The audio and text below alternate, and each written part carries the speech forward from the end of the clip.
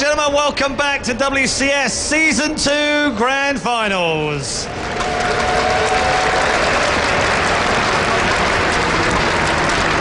Fantastic crowd here. Thank you so much for all your support of supporting the players this afternoon. It's been terrific.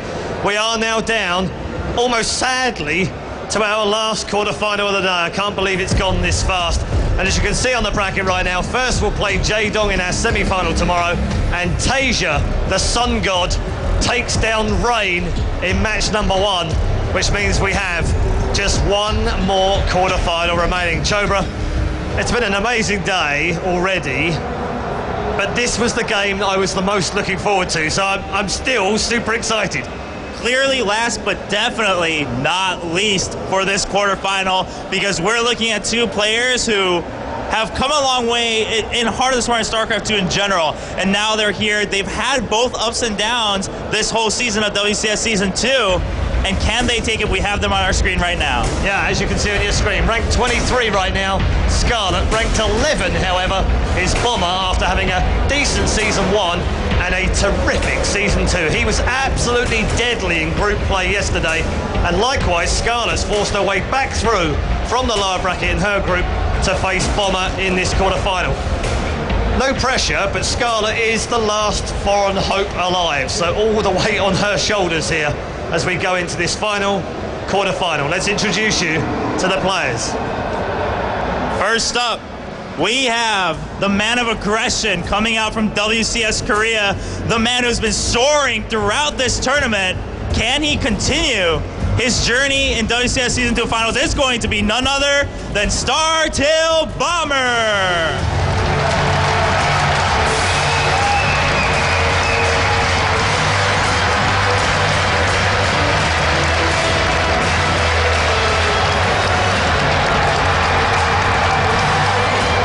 Bomber takes on a lady who's made her way through to the quarter-final, a Canadian by birth, a brilliant season in WCS America Season 2.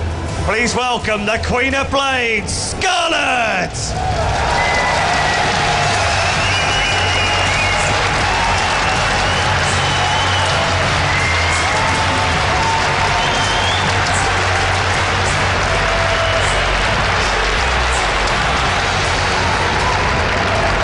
Commentary team for this one is a unique duo. You haven't seen them together this weekend, so it gives me great pleasure to introduce you to a Liverpool-scarfed Artosis and Mr. Kalaris. Take it away, guys. Thank you so much, Red Eye and Chobra. Of course, I'm wearing this scarf in support of Kalaris, who is from Liverpool. Right? That's in England. It is in England. All right, there we go. So, Scarlett versus Bomber. Coming up next, Kalaris. What do you think? It's going to be a good one. It's going to be a good one, I got to say. This is actually my most anticipated match of the entire round of 8. A lot of people were looking forward to Jaedong Naniwa. Understandable. Looking forward to our life first. Very good play by first. But now, the last foreign hope remaining. Scarlett going up against Bomber. Good series. I got to ask you, can she kill Bomber? Bomber is like insanely good. He's been playing fantastically. He did so well in WCS Korea. But Scarlett is looking like one of the best macro Zergs in the world this weekend.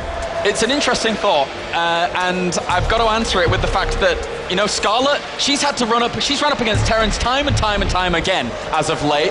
But Bomber hasn't really gone up against many Zergs as of late. In fact, I think it's been like 2 months or so since he last had a proper encounter with a Zerg. Yeah, you are correct there. So he's definitely been practicing the other matchups more, and this may give Scarlett an edge. The fact that there's only 2 Zergs in this tournament, I don't think many people have prepared for them. Yeah. So, you know, I was joking before we started, wouldn't it be funny if we had a ZVZ finals, but we're getting closer and closer to that. We kind of are, yeah. And Scarlett, I mean, she anticipated here going into this series. I think she said before that she's feeling pretty confident. She's feeling that she could maybe even take it 3-0. If so, moving on from there, what an amazing turn of events that would be. She's playing macro games like you just never see from Zergs. Yeah. She's actually looked a lot like Soulkey this weekend. Like that last set that she was playing, it blew my mind. just out-macroing, outplaying, defending everything. Yeah. Very standard, solid play. Nothing gimmicky about it. A lot of times you see, especially these foreigner Zergs, rise up and start killing some Koreans, and it has to do with roaches. With Scarlett, it has to do with speedlings and mutas. Oh, yeah. And the funny thing is that even though she favors that Ling Bane Muta style, she can still switch it up. She can go roaches if she wants. If she sees an opponent going for mech, she's more than happy to crush face with those roaches. I have to agree. So I have no idea how this is going to go. Let's take a look at the map vetoes. Neoplanet S for Scarlett, Derelict Watcher for Bomber. You know, I can't disagree with this too much. No, nor can I. After seeing the way Scarlett was playing Derelict Watcher against her previous Terran opponents, Bomber wants nothing to do with that. Absolutely nothing. This has actually been a pattern throughout the tournament. Whatever Terran plays her next, vetoes the map that she played best on, or the map she played best on in the previous set. That has actually happened several times. That's certainly true here. And now both players go to their booths. A lot of people rooting for this lady as Scarlett sits down and gets ready to face off against an extremely formidable, but as you said, during WCS Korea, we saw Bomber performing so well. Actually, I would say, arguably playing the games of his career. Yeah. And in fact, you know what? It's very weird, Claris, because of course everyone keeps getting better and better. Everyone's practicing all the time, but I would say specifically at this tournament, a good chunk of these players are playing by far the best StarCraft of their lives. Yeah. Like, far and away, Tasia blowing my mind. Crazy. Jaedong as well. I mean, First is playing fantastically. I think these are the best games I've ever seen from Scarlett. It is a sight to behold. Perhaps the best StarCraft 2 tournament of all time.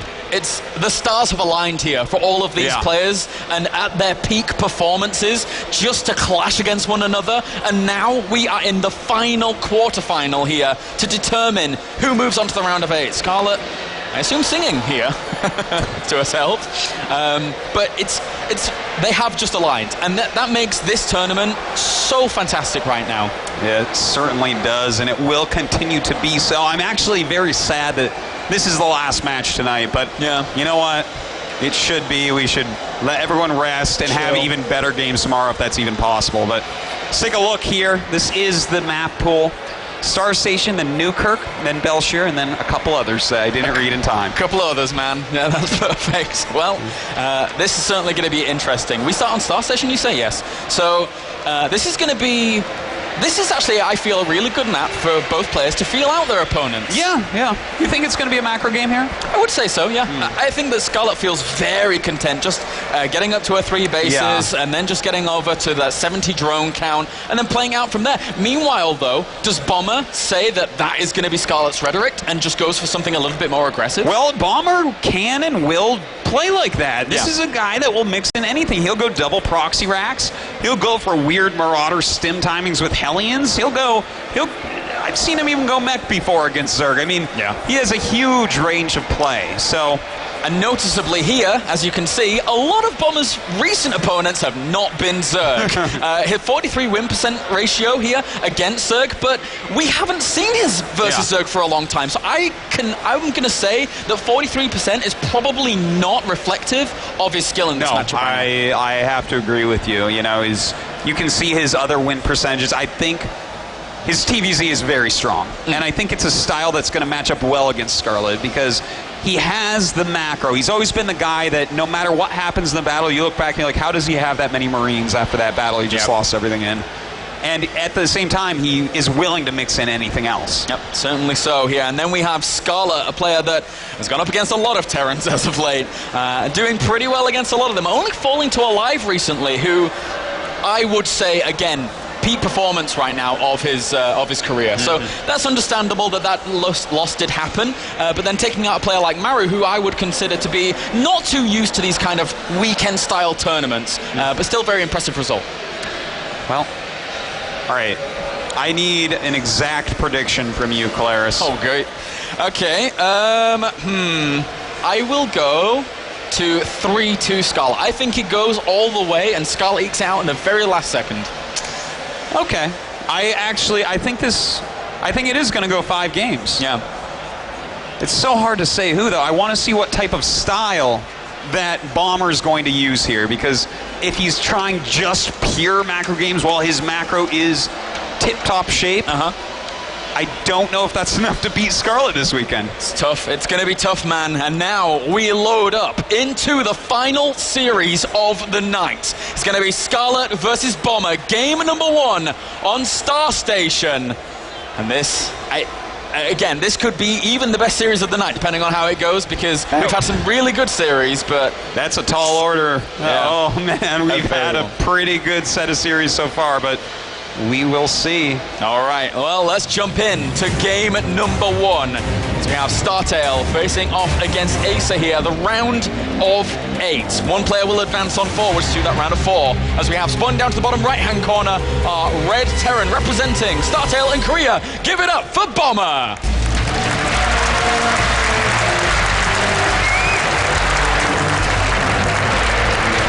To the top left-hand corner are Blue Zerg, representing Team Acer and Canada. Give it up for Scarlett.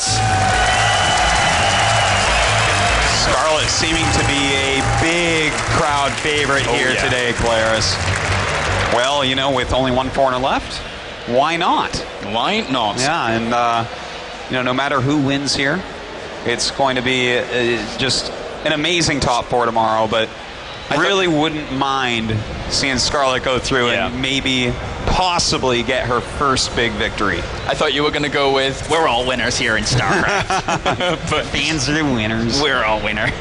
Well, anyway, Scarlett now, I'm interested to see what she's going to do here, but more so I'm interested to see how Bomber reacts to what he's seen from Scarlett prior. There's a lot of ZVTs that he can study of Scarlett going into this series. He's known ever since, well, a few hours ago that he was going up against Scarlett. So now what does he bring to the table? Does he bring aggression? Looks like he's not at the very beginning.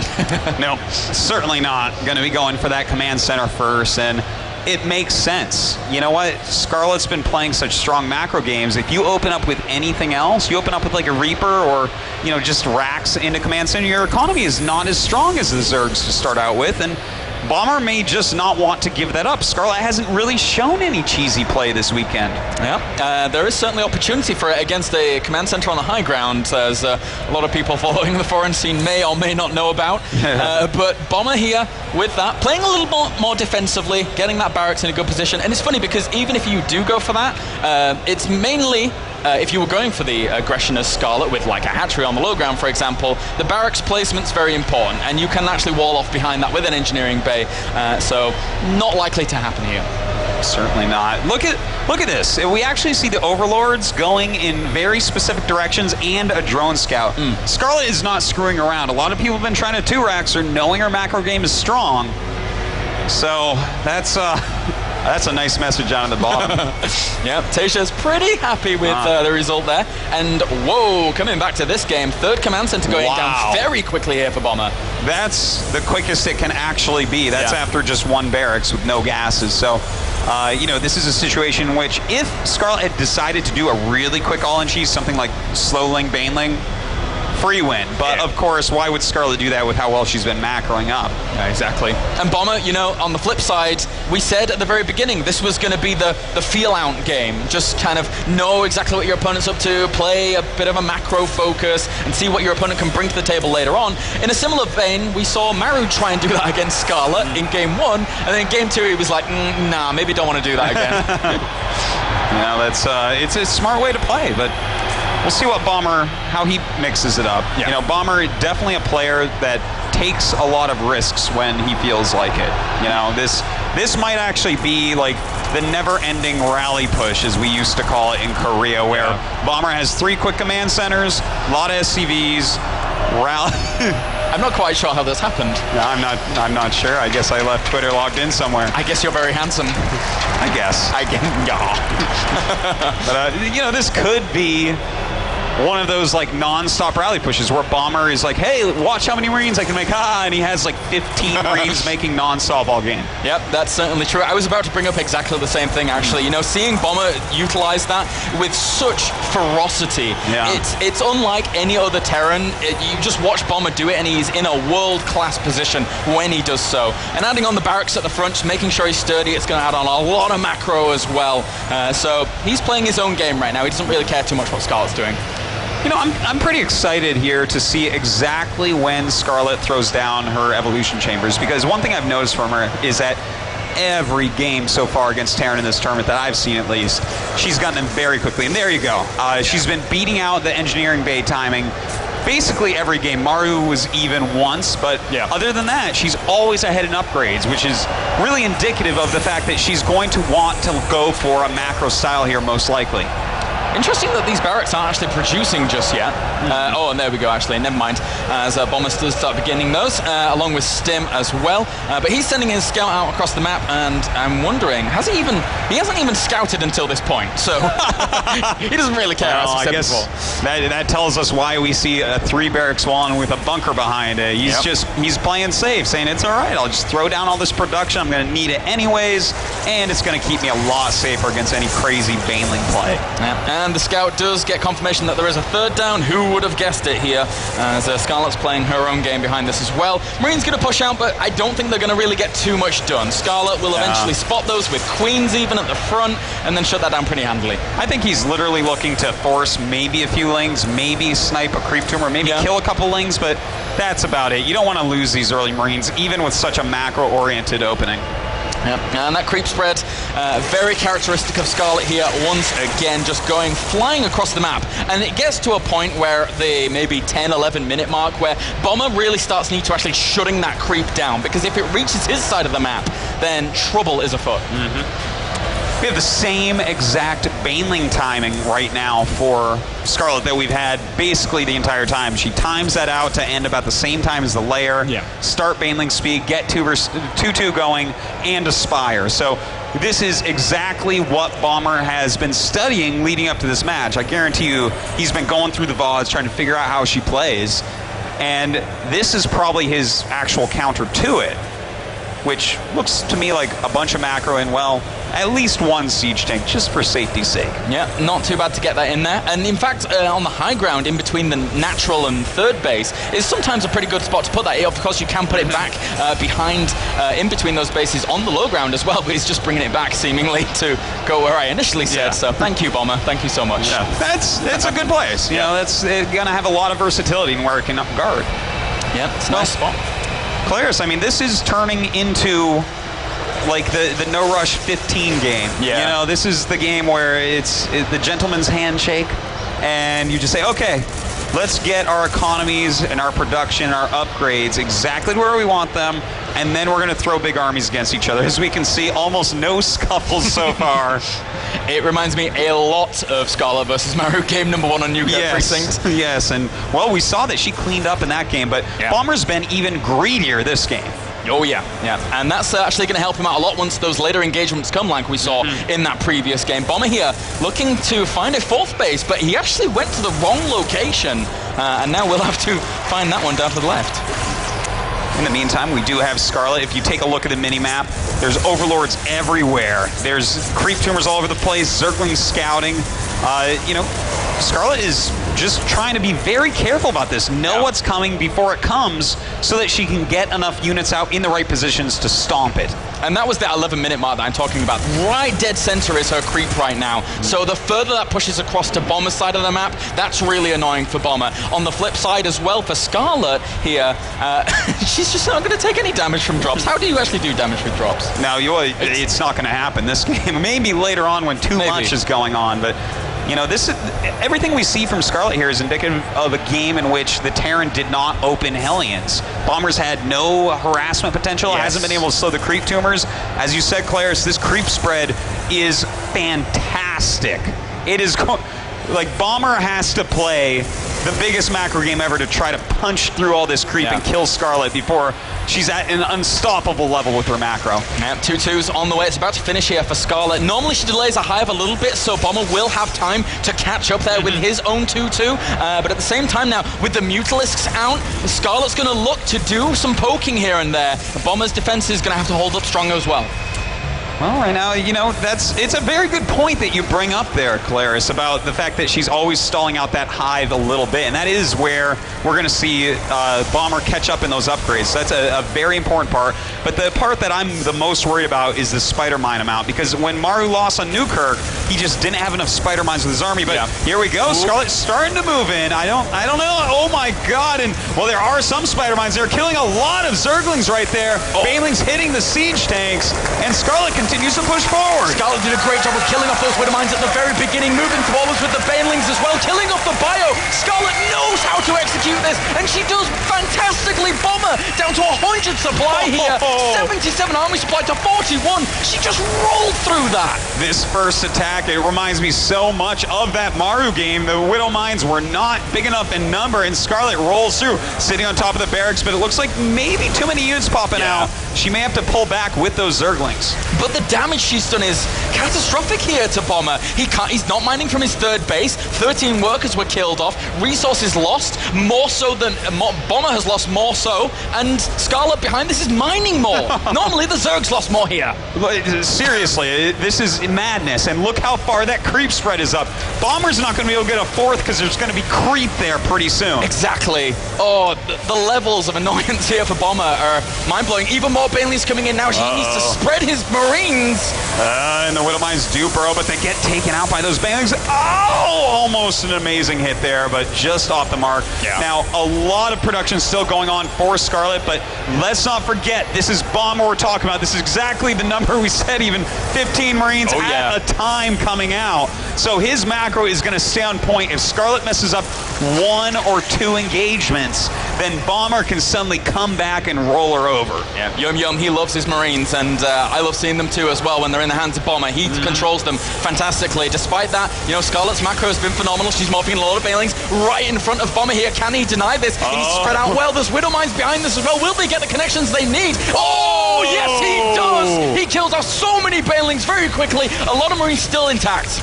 This is some fantastic play. So far, the Banelings coming in, the Marines trying to run away. Scarlett is keeping Bomber below 120 supply, and now even below 100. More Banelings coming down. The Widow Mine line is here, but can Scarlett break through? They have no charges left. The Widow Mines can't connect with anything. Only the Banelings connect with Widow Mines there, as the Mutalisk still reigning supreme in this location. Bomber trying to rally his forces as quickly as he possibly can do, but killing off the Widow Mines as well. A big hit there for Bomber. Scarlett's non-stop attack is keeping this third base from mining, and therefore Bomber's macro is even falling off. Look at the supplies, Claris. Right now, Scarlett has doubled Bomber.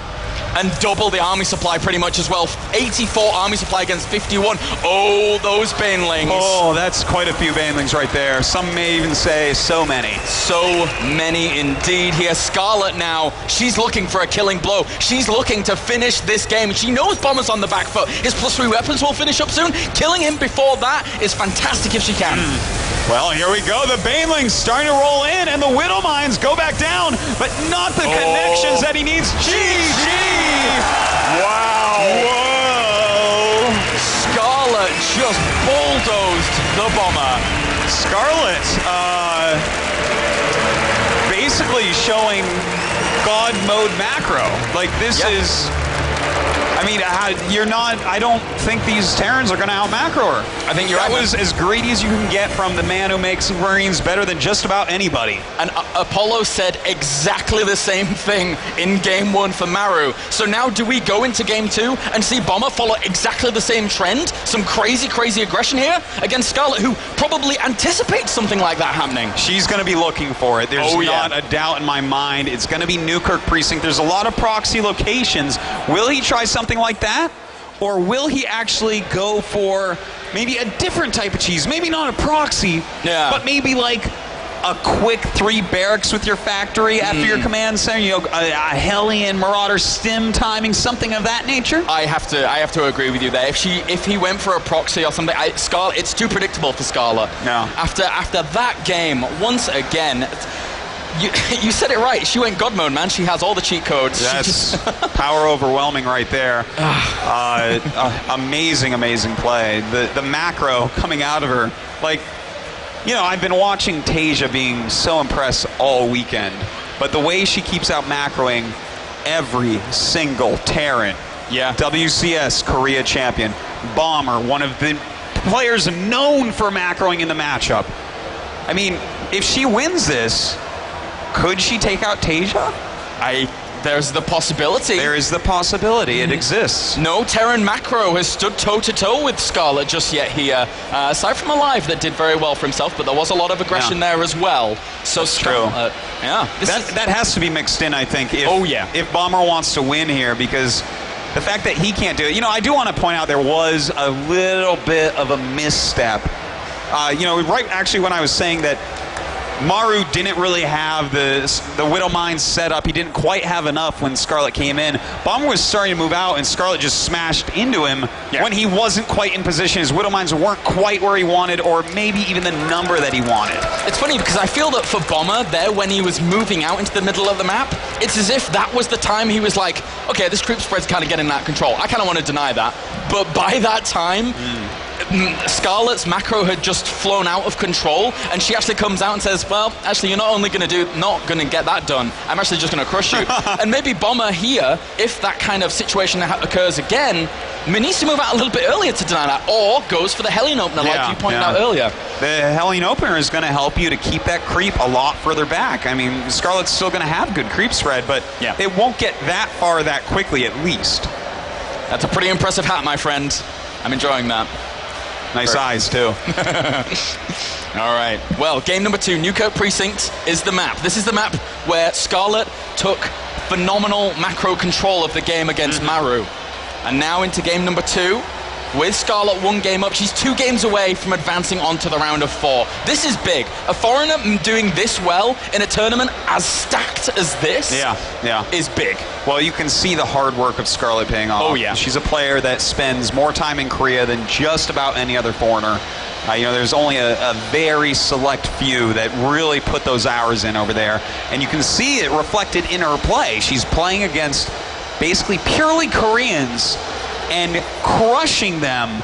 It's like, I don't know if Solki had made it here, considered by most to be the best Zerg in the world right now, would his games have looked as good against these Terrans? These Terrans have to mix it up. They have to do something different. They can't just go into a normal macro game, because, as I said, I can't describe it any better than a bulldozing, because that's just what it looks like. The wave of Zerg, it looks Zergy as well. It looks, just crushes up against this Terran wall, and the Terrans are having such a hard time against it. Even Widowmine placement is not that great against Scarlett. She's great at focusing them down. She really is, actually. I watch her playing with her mutas and just is completely confident that she can kill them before they go off. It's amazing play, and people are actually getting drilling claws rather quickly against her, so it's pretty strong, man. I'm trying to come up with a strategy to beat Scarlett in my head right now for Bomber, and nothing like very specific comes to mind. I would like to see a Hellion Opener. You mentioned it before, and I would like to see something like that. But at the same time, it's a strategy that Scarlett has had a lot of practice against as well, so she'll know how to play out of it. It's true. I don't know. I'm like searching my memory banks for like older builds and whatnot. Maybe like a 2-factory Blue Flame Hellion type of opening. You know, that was really popular for a bit. She's very Zergling heavy, but I don't know. I guess we'll be seeing in a minute as the game is starting. Yes, it is. So let's jump into game number 2 here to see if Scarlett can take that 2-0 lead against one of the most formidable Terrans on the planet right now in the form of Startail Bomber. Map is Newkirk Precinct. Let's get right into this. This is going to be a good one, as we have spawned down to the bottom right-hand corner. Our red Terran, currently 1 game down, representing Startail and Korea. Give it up for Bomber!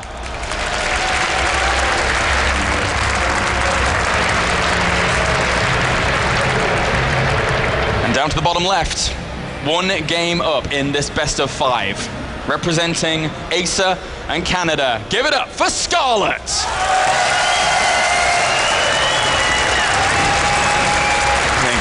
She might be hearing those cheers. Normally a stone-faced killer giving a little bit of a smirk when the audience starts cheering. Happy with the results so far? Can she make it further here? The round of 8 will be phenomenal. Maybe she can go the whole way if she shows a stronger performance, as we've seen in a lot of these games so far.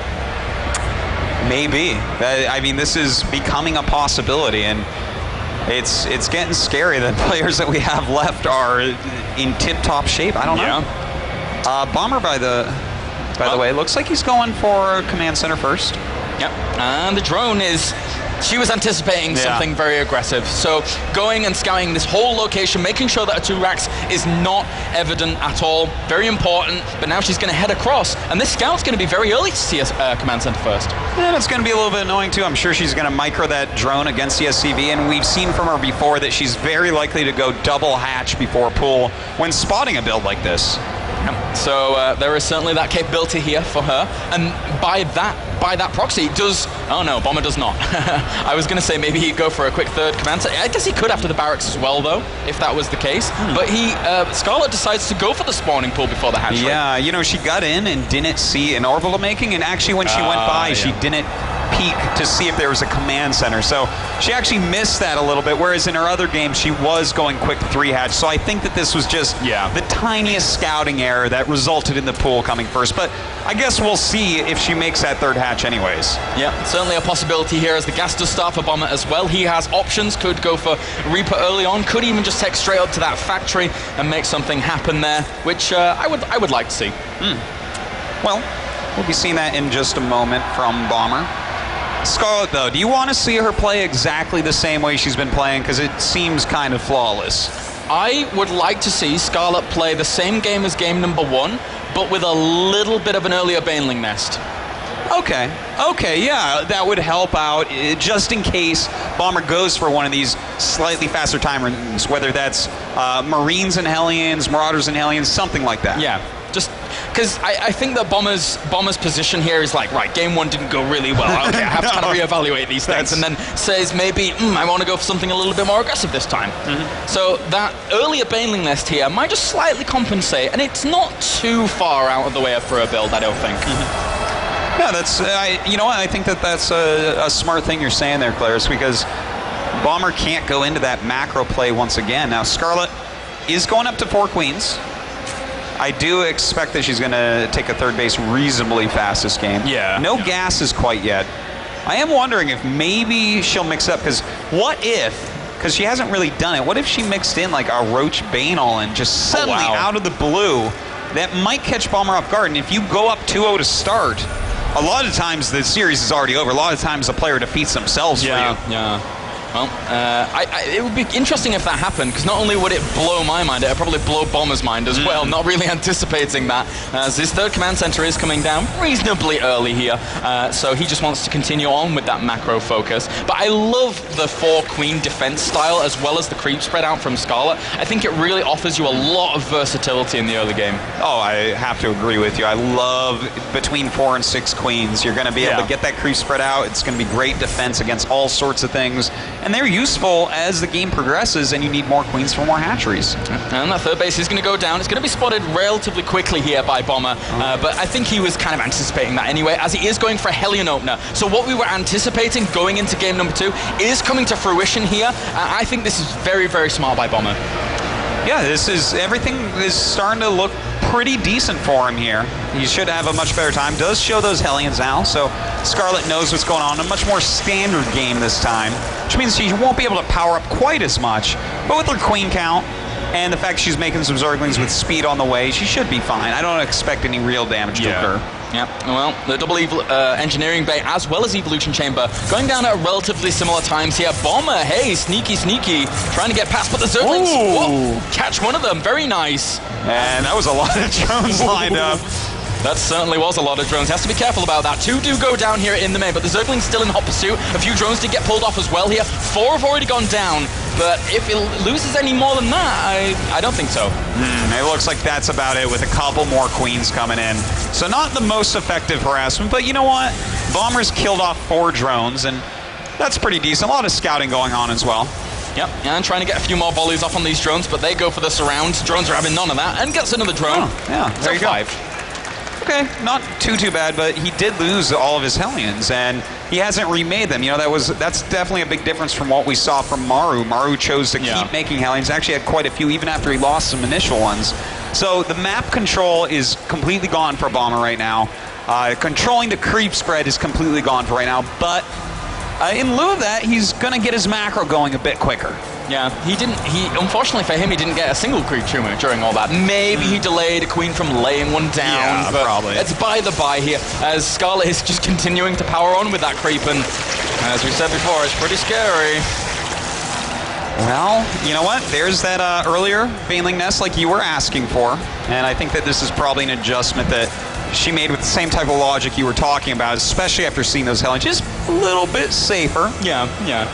And we have 1-1 on the way for both players, with the Zerglings just poking around here and seeing what's up. So she sees one or two Widow Mines there, not too bad. And aside from that, not much else. So this game's going to continue going on. I still want to see something from Bomber that's going to change things up here in the mid-game. You know, the one thing that I think is going to change things up a little bit for him is he's getting the Widow Mines a lot quicker, because I feel like this is something that she's abused against him in the last game and against Maru in their game on the same map. Just not enough Widow Mines when she starts moving in. You know, Ling, Bane, Muta, very strong composition, but when you have a lot of Widow Mines, it becomes very difficult to attack. So I do like this change from Bomber in this series. Yeah, very, very good indeed. And now Scarlett, she's going to have to accommodate for that in turn. This move out here with the aggression from Bomber, I really, really like this movement out. Forcing a lot of units, maybe not when she actually wants to be making them. That being said, she's at 70 workers already, but she doesn't have any army supply. No, she's just making a lot of Lings and Banes right now. Shouldn't take too much more damage. A few creep tumors going down, a few Lings and an Overlord as well, but looks like it should be able to get cleaned up. The Widow Mines go off, not the best hits ever, and looks like she's safe for now. Catches a few Banelings on the tail end of that last one, so Bomber not doing too badly. Look at his supply, 129 to 101, but now, as we said before, Scarlett is at her drone, the happiness place in drones. So the happiness place. The happiness place. But the thing is, it's units from here on out. With that Spire finishing, eventually some Mutalists will come out. Has to be a little bit careful about when she goes for those, though, because of this pressure. Yeah, this pressure, frontal pressure being so strong. The Banelings coming in, speed not quite done for them. Beautiful hit on that Widow Mine. Yeah. And Bomber's pushing her back. She's even having to evacuate her drones. Bomber doing a very, very good job here. A perfect timing for him to strike when Scarlett is at her weakest. Not very many units out. She's trying to get some Mutalists out. I don't know if those are going to be able to help. The third base has gone down.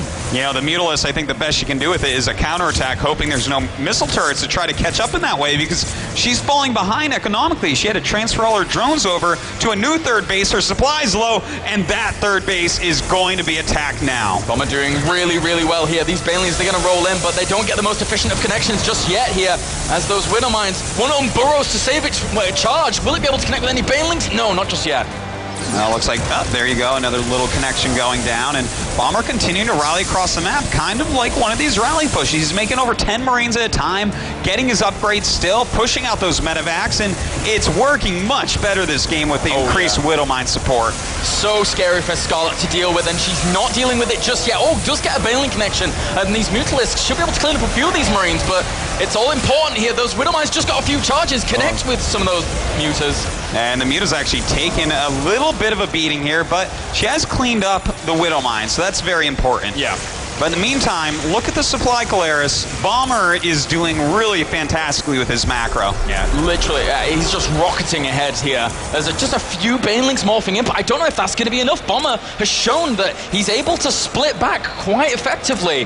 And now, well, he's gonna retreat. He feels as if he's done enough damage, but the next wave of aggression is on the way very soon. Yeah, you know what? This is... Scarlett only has 3 bases. And when you're staying on layer tech, like this, I mean, it's going to be very hard to fight 3 base versus 3 base when your opponent is really focusing on Marine Widow Mine, and I feel like she's going to have to get a couple lucky connections, really, or some unlucky Widow Mine hits for Bomber to be able to push this back correctly. And there's a lot of Widow Mines burrowed there. How well the connection's going to go down? She catches a lot of Banelings, but at the same time, a lot of the Marines die off in the process as well. Scarlett pushes that back. Nicely done. The one thing we definitely can say for Scarlett here, Claris, is the fact that she's getting a lot of Mutalists. She's going to be over 20 in a moment. As long as she keeps these alive and keeps building on them, they're going to be pretty useful. But, Bomber has 3-3 on the way, and when you hit 3-3, Mutiling Bane gets shredded. Yeah, it's hard to keep it going. And Scarlett, she knows that as well, but she doesn't know how well. I mean, she knows 2-2's there. She doesn't have full intel at the fact that 3-3 is being researched right now. As Bomber just rallying across the map with even more units and just trying to set himself up good positions. Actually, he's not rallying. He's saving everything at the back. It seems like he's just kind of set up right now. This is kind of interesting. Maybe this is a force to try to draw Scarlett in, because Scarlett knows that she needs a 4th base very soon, and she may be thinking about taking this one. So I think Bomber is just kind of waiting for his max to reinforce and go for the kill. And I'm liking Bomber's position in the fact that, not only is he putting a lot of aggression, doing a lot of damage, but also that keeps the creep spread back by proxy. So every single little thing here for Bomber it's going his way. All he has to do is stall out and just continue to take these trades. Oh, great Widowmine connections. Absolutely fantastic, but here comes the rest of Bomber's army. So many Marines coming up, a good amount of Widowmines still left alive, and a lot of them actually have quite a bit of charge. So Scarlett, really all she's working with here is a scrappy amount of Lings and Banes and a decent amount of Mutas, but their upgrades are not fantastic. Exactly, the Mutas can never properly engage without the complementing ground army there as well. Scarlett does not have that right now. She has 30 Lings, a few Banelings, gonna try and go for this here at the bottom, try and break out of this location, kills off a lot of Marines at the bottom, but will it be enough with the Marines at the north? Well, I don't know that it will be. Look at Bomber's supply. Look at the fact he's attacking this 3rd base. He is going to end up killing this hatchery unless Scarlett goes right now, and here she goes. But no, it was down. A great, huge kill for Bomber. Army supply 108 to 69 right now. Scarlett in a lot of trouble. These Banelings need to connect really, really nicely. Some of them do get good connections, but still Widowmines clean up quite a lot of that. The Mutalisks are all that's left, and the reinforcing army of Bomber marches forwards and says, no Mutalisks, not today. I don't know what Scarlett's supposed to do here anymore. She really needs some lucky Baneling hits. She's kept those Mutas alive fantastically, up to 23 at the moment. But 3-3 is finishing in just a couple seconds here. And at this point, Bomber can almost attack move. Yeah, he's getting in a very, very terrifying position for Scarlett to deal with. Even army counts now still 105 to 72. So Bomber's army is always going to be considerably stronger, and he's even got that 4th base up and running, while Scarlett's economy is in tatters right now in comparison. It's a tough spot to be in, but maybe she can make something happen. When you have this many Mutas, if you kill their army once, sometimes you can get on top of their production and gain a big lead before they can clean you out. Yeah. Well, the Marine's going to move into the middle once again here. Bomber just striking fear into the heart of Scarlett as he continues to march around her side of the map. And unfortunately for Scarlett, because of that, she can't go for any counter-aggression. It's damn near impossible unless she wants to go for a full-blown base trade. Yeah, but how well would that really work against Marines, Medivacs, and Widowmines? It'd be very difficult for her to end up winning. So she's trying to hold this off. She's trying to get that lucky break and win this game. But Bomber continued to push forward. Some nice running back. The Widowmines being spread as well. Scarlett doesn't have much longer that she can stay up here for. Yeah, Bomber spread so fantastically here. The Marines just move on forward. Baneling's trying to catch a lot of this off, but I don't even think the Banelings can actually fully contest with that. So many Marines left over as they chase back the Mutalisks once again. Bomber playing a fantastic game number 2, altering up from game number 1 so greatly. And you know what? We've been so focused on this never-ending march of Bomber's Marines. He got a 4th base up. This, I mean, he's never going to run out of units at this point. Nope, the Marines are just going to keep coming, and Scarlett's like, when does this end? And the answer's never. GG! Bomber ties up the series. What a fantastic performance by him. Look, he did some really great changes here. Okay, he did open with the Hellions. That was helpful for sure, I would say. It definitely delayed that 3rd base a little bit. He also went for much quicker Widowmines and a much quicker second factory, and against someone that is staying on Ling Bane Muta, that's going to be a really good idea. Yeah, I really do like that he did that. So Scarlett here, I think now she has to look at Bomber and say, okay, you have a lot of dimensions to your Terran Berserk play. This might be the game where Scarlett goes for something else, like a Roach Baneling or some sort of all-in. that says, hey, you're going that early Widow Mines. Well, they're not going to fare that well against Bane Roach, are they? Yep, there is certainly a potential here. Bomber would have to notice that that's going on and add on some siege tanks early on. We've seen some Terrans in the European scene, such as Lucifron, try and mix in one tank early on to try and stop a torrent of aggression. And we saw Bomber actually go for one siege tank during game number 1 as well. So he would have the production in place if he was just playing out his normal build. But it's reading it that's the difficult thing. That is the difficult thing. You know, sometimes it becomes even coin flippy, and I don't have the proper read. Which do I go for right here? So it's a tough choice, but at the same time, that can be said for Scarlett as well. Does she mix it up with that? Because if Bomber goes and makes the read or doesn't make the read and makes siege tanks, if she goes Roach against siege tank, that's going to be very difficult. Whereas if he goes again for the very quick Widow Mines and she doesn't go for the Roaches, that could be very difficult as well. Alternatively, could just go for the big focus on macro again and then account for the fact that maybe her opponent is going to be a little bit more aggressive, a little bit earlier, like we saw in that game. Well, Belshire Vestige, what do you think? Is one of these players going to be aggressive here? I don't think Scarlett will. I don't think she will. I don't think it's in her to try and just go for the aggression. There's the possibility, but I think it's a low possibility. Okay. You know, I feel like if I had to plan this series for Scarlett, I would have had a plan going in, and I would have changed it after that game. Yeah? I would change it, and I would mix in right here on this map. The aggression.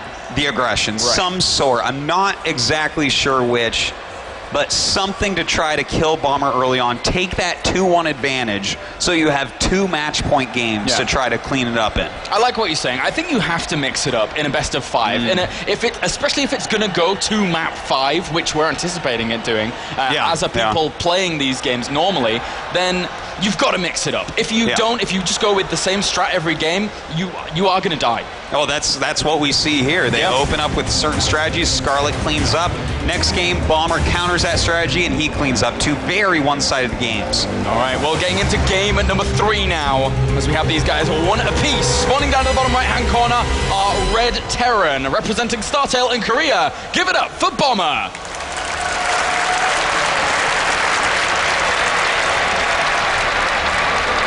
And then up to the top left are Blue Zerg, representing Team Acer in Canada. Give it up for Scarlett.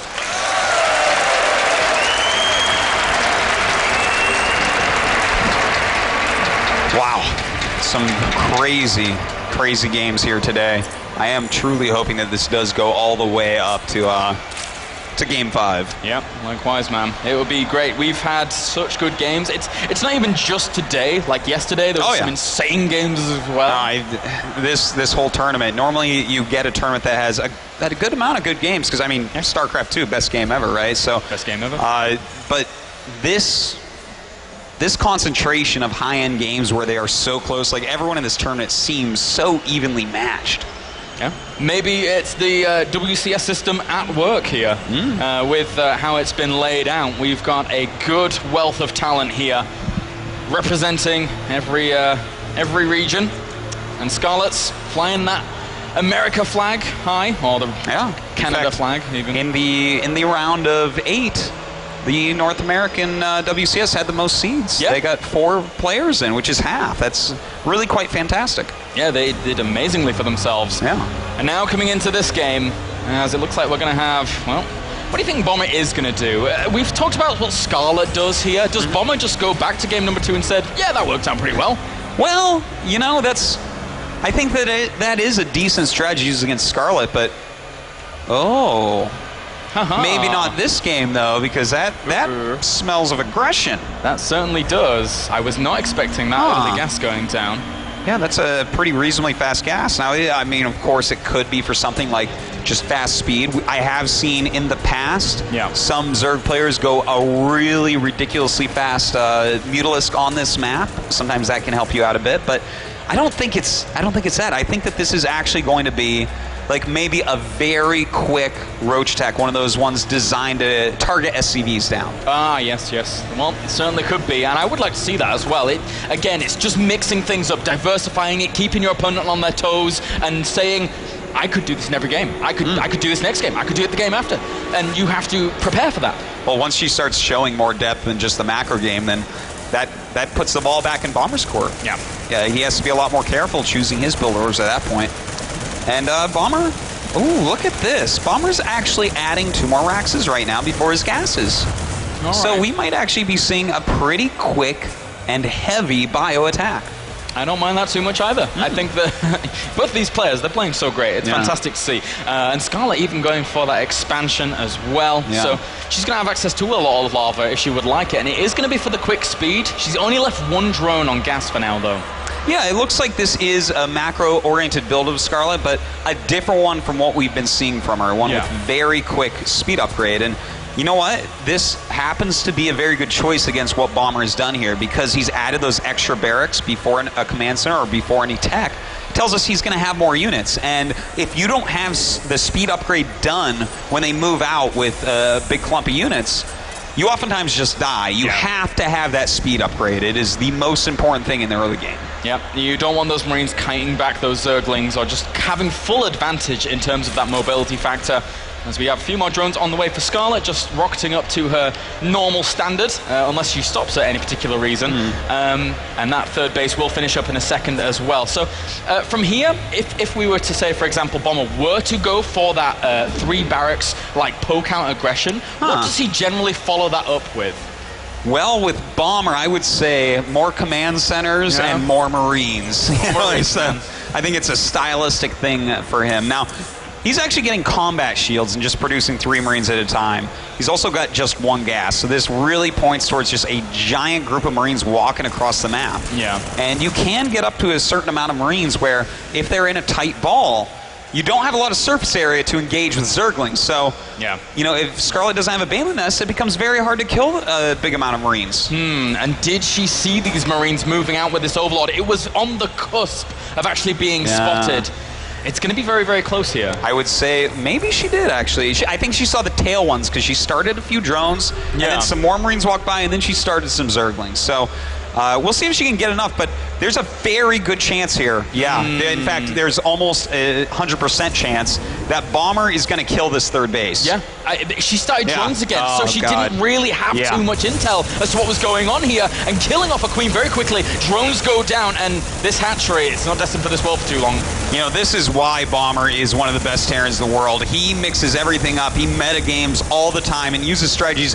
This is a very old strategy, like early 2011 old, but he has mixed it in here, and it has done fantastically. That is skilled 4 drones, a queen, and a hatchery, forced a ton of Zerglings, and now he has his 3rd command center finishing up. What a great play by Bomber. Again, just switching things up here, and Scarlett has not been able to react to it accordingly.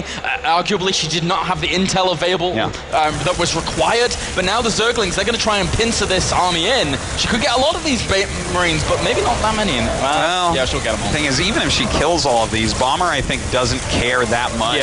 He's forced so many Zerglings. He actually killed quite a few right there as well, but there could be a counterattack incoming, because he doesn't really have any splash tech, and that's why he's actually getting a siege tank instead of Widow Mines. He realizes that he's going to need as many splash shots as possible in case Scarlett decides to go for like a Ling Baneling bust from here. Yeah, adding on the double barracks as well, just to completely wall that off. Super important right now as we have that Spire, as well as Baneling Nest that just finished. Even adding on a macro hatch behind the replacement of the 3rd here. So Scarlett trying to get back up to a good position, but being at 48 workers against 50 with the 3rd command center now lifting off and moving into a position of what I would call aggression here for Bomber. It's going to be difficult for Scarlett. Well, we'll see what she can get done. She is still going for that Spire route, so still wants to play that heavy macro game. And you know what? She did so well in it before, and the fact that we actually do have Bomber going for siege tanks, that's the best that she can really hope for, is the fact that he's going for siege tanks. It's going to slow down any Widow Mines, which is going to help her composition to actually work out somewhat. Well, that third base does land, and now with that 2-2, arguably she does have a little bit of a lead on the 2-2 and the upgrades, so that's nice for Scarlett here, committing to those early, so not really changing up her build too much to try and compensate for what she's lost thus far. And these banelings morphing it. How much can she get done with this? It looks quite aggressive. You know, I think she's trying to get maybe a little bit lucky here, like either surround the Marines and run into them, or maybe like slip in and kill some SCVs. But I don't think this is really going to do that much. Yeah, well, we'll see as those banelings do move through. Well, it looks like some workers are going to end up dying. And actually. Oh, the splits. Oh, actually fantastic play by Bomber there. Those banelings got so close, but Bomber splitting at just the right time. Only 5 workers have been killed here, so that was really nice. Did kill a few Marines as well, so it didn't go completely terribly for Scarlett, but wasn't what she was looking for. Yeah, certainly not. Scarlett still playing a little bit from behind in terms of the macro, but again, her upgrades are looking all right. She's bringing herself back into it quite nicely. 66 workers against 54 right now, but Bomber, I mean, he could soon start his kind of parade style if he would like to. But look, Scarlett realizes what this means for Command Center to be on this side. Look, right now Bomber's actually going up to where he thinks the 4th should be, but no, Scarlett's taking the 4th on the other side of the map, so Bomber instead has to go towards the 3rd. And using these 2 siege tanks here and moving them into position with the medevac, I guess kind of having them a little bit hidden there for a second. Yeah. And this could be really bad. Scarlett, you have to deny this from happening, but she's not going to be able to. Bomber gets the hatchery. Great movements there, but the Mutalisk coming in from the back trying to get those siege tanks. Well, if she could kill the siege tanks off, she could crush this little army, but so far this army has been fantastic, killing off that hatchery, and probably will end up being reasonably cost efficient when she has to clean it up anyways. It's a good move here by Bomber. Once again, still keeping Scarlett on the back foot. How can Scarlett react to this? It's just been pure aggression from here on out for Bomber, and it's not going to stop. It's not going to subside. Scarlett has to find a solution to this as quickly as possible. Well, you know, she does have 2-2. She does have Baneling speed. She even does have +1 for mutas, and right now it's just 1-1 for Bomber. So there is a possibility, since a piece of his army is over there, that she does a counterattack on the 3rd, or maybe the natural. Maybe she tries to army crush, where she just surrounds an army and kills it very cost efficiently. It looks like that's what she's going to be going for. And those Banelings connect nicely there for Scarlett, and she does kill off that frontal assault, and that will allow her to open up that location, but at the same time, Bomber, he's just everywhere. He certainly is, and if he kills this base, man, Scarlett is not going to be coming back. And she is rushing down, but Bomber, well, will he target? The Queen getting a transfuse off, but it looks like he does have enough. For just 8 Marines, he kills quite a bit. Yeah, very well done by Bomber once again. Scarlett has to find a huge solution. Again, it's at this point in time, Scarlett is almost dead and buried. There is only hopes of miracle connections here with Banelings. Will she be able to get them as the Zerglings run forwards? Bomber realizes there's a little bit of danger. We don't mind connections. Well, Scarlett might be able to clean this up and kill these medevacs off as well. That is a lot of mutas and some Banelings coming in as well, and she's targeting down those medevacs. A good job there by Scarlett, but still Bomber has that big supply lead. Such resilience by Scarlett, despite actually losing base after base after base. It's a 114 supply to 142. I was expecting these supply differences to be a whole lot larger, but Bomber still piling on the aggression, still playing absolutely perfectly here to just stretch Scarlett thin. She can't keep denying this aggression. No, it's just non-stop from Bomber. His macro's getting out of control, producing over 10 Marines at a time. He's starting those +3 upgrades. Scarlett trying her best, throwing on more macro hatches, trying to get enough Zerglings out to do something, to do anything. But even picking off Queens, realizing that Scarlett's macro is being hurt time and time again. Yeah, very, very good decisions here by Bomber. He's going to get chased back and will lose a medevac, but still the aggression continues. Bomber is not letting up. Bomber is never going to let up here. He's just going to keep going, keep powering forwards. He has a 4th command center behind this. He could go and land that over at the 4th if he wanted to.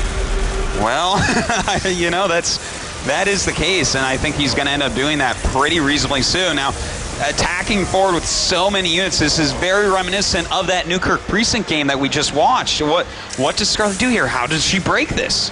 I don't know, man. These Widow Mines are set up nicely as well. Burrowing with the drilling claws. Will it connect with the Banelings? A lot of them do. But at the same time, the rings find themselves cornered. So a lot of them may end up dying here. There's still not enough Zerglings and Banelings, though. They're not enough to break that ground army. And Bomber pushes back the Mutalisks, and he kills off another hatchery. Oh, that hatchery, I think you're right, Claire. It falls down once again. Scarlett can't keep a third up.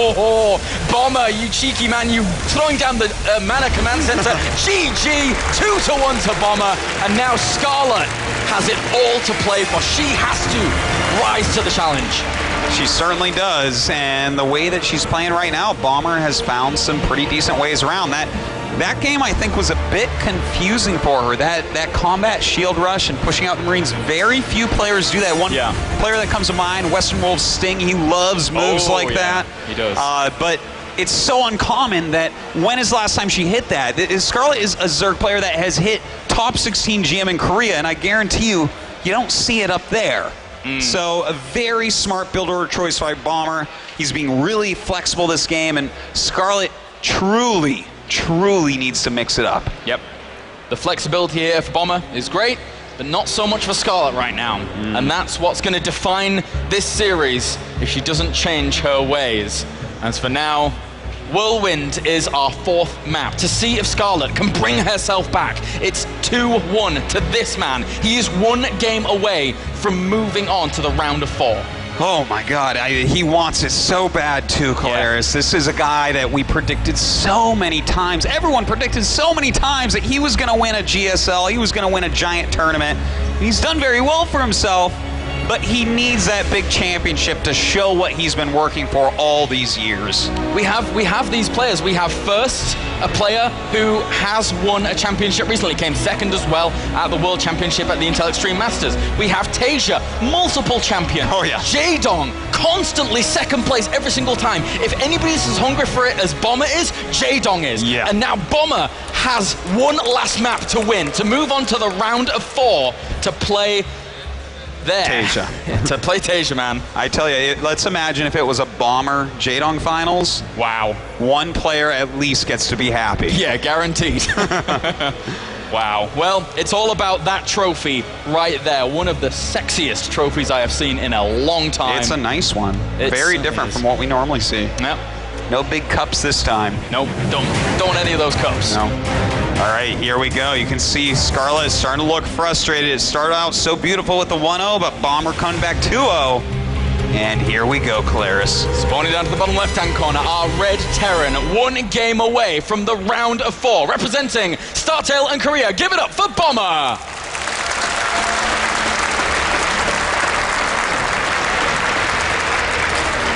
And up to the top right, needs your cheers more than ever before here in this tournament, representing Acer and Canada. Give it up for Scarlett!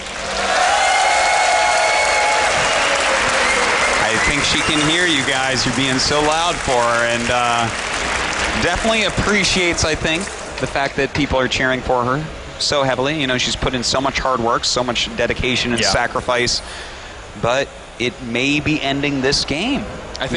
I think you, more than anyone, would know how much of a commitment it is to move to Korea. It's a big deal. You know, you don't speak the language, you go over there, it's a new culture altogether. Yeah. Everyone is so good. It can be very frustrating to practice with those people, but at the same time, it can be very rewarding. We see Scarlett and Nano, they're the two foreigners that are getting so far all the time now. Exactly. Because of that dedication. Yeah, there's a big reason why these two top players in the form of Naniwa and Scarlett are always at the top, because they are practicing their hearts out, dedicating their entire lives to this pursuit. And now Scarlett has to take all of that pursuit and culminate it here in this series. Moving on to the round of 4 is so important for her, as is it for Bomber, as he goes command center first here against Hatchery first. Of course. That's what I would expect on Whirlwind, right? Now, let's talk about it, because it is Whirlwind, and so many times you get, like, you know, both top, both left, both right, both bottom, but this is cross spawns. This is a bit different. Oh, yeah. There's a very good chance that this goes into a long macro game. Ooh, exciting. I'm liking that a lot. I am as well. Bomber's rally style, the bigger the map, the further away, the less effective it's going to be as it continues on. Of course, it's still extremely potent, but here, on this map, Scarlett has the opportunity with the second hatchery as quickly as it is as well. Yeah, that's pretty quick.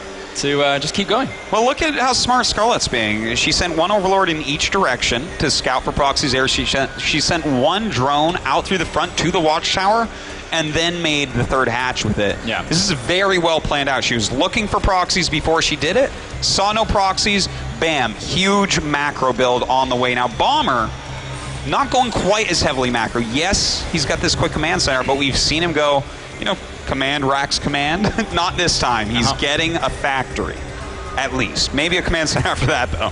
I like that on this map again. If he's to go for the Hellions, I would really like to see maybe not even the dive in to kill off some drones, maybe just the heavier focus on trying to stop the creep spread. Because on a map like this, where you can just get the creep spread going immaculately over the middle of the map, I think it has even heightened importance in comparison to a map, say, like Belshir Vestas. I have to agree with you there, Claire's. If she can get the creep spread towards the middle, and to the sides as well, I think that's a big part of it, because one of the hardest parts about the late game on this map for Zerg is when Terran starts dropping your very peripheral expansion. So if she can get all that creep spread done, that's going to be fantastic for her. She's going to be able to get into maybe a 5-base macro game, which is exactly what she's looking for. Yeah, just swarming on in from every single side. Once the middle of this map is something that is a conundrum to a lot of Terran players, because if you move out into the middle of the map without proper intel about what's going on the flanks, you can get torn up very quickly. Yeah. And against a player like Scarlett, who loves emphasizing Ling Bane Muta style, you've got to know exactly what's going on with your opponent's positioning. Well, we'll see how good Bomber is at that scouting on the flanks. Right now, he is getting his third command center after starting some Hellion production, so this is a pretty common build overall. Yeah. Scarlett's going to know exactly how to deal with the Hellions. For her sake, hopefully she doesn't lose too many drones, because if Bomber can deny some creep and kill a decent amount of drones without really throwing his Hellions away, without just sacrificing them for nothing, then he's going to be the one that starts out with a bit of a lead. Yep, and he would certainly love that here, as it's only one map away from the round of 4. Very important for him. He doesn't want to drop a single map. There's no reason to here for him. As the Hellion did poke forward, didn't really see too much other than the fact that the third was down. And meanwhile, Scarlett hasn't seen the third command center just yet, but it's Whirlwind, it's a very important match. I think she can infer that it's probably going down. I'm taking a look here, Claire's, right now. We have the double evolution chamber a little bit before the E-bays. That really tells us from both sides. Oh my god, hold on. This is happening again. And it's before speed, so this is actually a little bit dangerous. Panic, drones run away. Oh, this could do a lot of damage here. She gets a good volley, and wow, actually kills off 5 workers already. Still looking for the hunt here. And a few more, and even more right now. Bomber, you're getting so many workers. 11 have already gone down as of 13. 15 drones. So painful for Scarlett here to lose this many drones to just 4 aliens. Ouch. Yeah, ouch. 45 workers to 43 in favor of Scarlett. Still, she's replenishing a lot, but that was a fantastic move there by Bomber. Yeah, that was really effective. At first she was doing a good job blocking the hole with the queen and all, but she just didn't have what it takes. She was being a little bit too greedy. And by the way, Bomber went double starport. Did he? You don't normally see that, do you? Not this early. Wait a minute. Did he really do this? Did he cancel one? Let me see. He was building 2. He has to have canceled. Okay, he canceled one. Okay. I was wondering about that. I'm like, what in the world? Tosis, you scared me there for a moment. Well, he scared me. I'm like, what is this? You just want a lot of medevacs? Are you going to go for Banshees? What am I watching? But, okay, never mind. We'll forget he ever did that. Yeah, let's just ignore. And, off the back of that, hey, he claims a 3rd base. Awesome stuff. So, he is happy here. And in the meantime, she's a little bit ahead on the upgrades and redroning quite well, as you mentioned. She is up in that drone lead still, 67 to 56 right now. Yep. But, having to replace that many drones, that is 15 less larvae.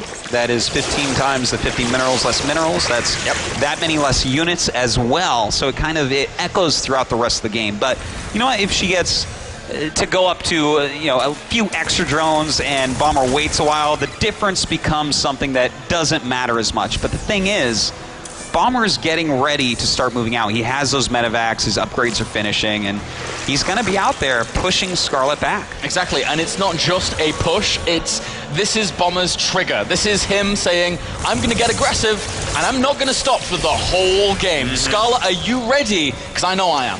Well, she's got Baneling speed on the way, but it's not going to be done for a little bit more, so she's not quite ready, and already some of this creep going down, and that's some really crucial tumors that Bomber's getting rid of here, because now the creep isn't going to connect in front of all that terrain. It's kind of a pain, and here he goes, trying to go after some queens, does get one. Oh, the Baneling! Oh, explosion for the Widow Mine. What a fantastic connection there by Bomber. I think he was controlling that manually because that was precise, killing off those Banelings, and now Bomber continuing the aggression. And going up for this drop, but plenty of Zerglings really coming in. I don't really foresee this doing that much damage. In fact, he does have to pick up, but yeah, that Widow Mine got 11 kills. That was pretty nice. Yep, not too bad a day's work here for this Widow Mine. Unfortunately, he may die off pretty quick, depending on whether Overseer is. But the Zerglings and Banelings looking to stop the denial of creep spread here once again, and it was a connection, but didn't do anything. Yeah, the Queen hit. That's basically what you wanted to, other than an Overlord. Yeah. We do have Bomber in the meantime going up here, and those Widow Mines burrowing. Oh, that's going to be very annoying to deal with. Ooh, very out of position there, and those Widow Mines only connect with 2 Zerglings. So great control there by Scarlett, realizing that she'd surpassed their positioning. And still the drop here going for Bomber. Well, these drops are starting to do a little bit, but there's 13 mutas about to hatch, so the drops are going to end at least for a little bit. Yeah, Scarlett certainly has the potential here to transition onto a very, very normal game for her, at least, as the Mutalisks try and chase down that medevac and just gonna kill off Marine after Marine. Bomber's drops are not doing what they need to.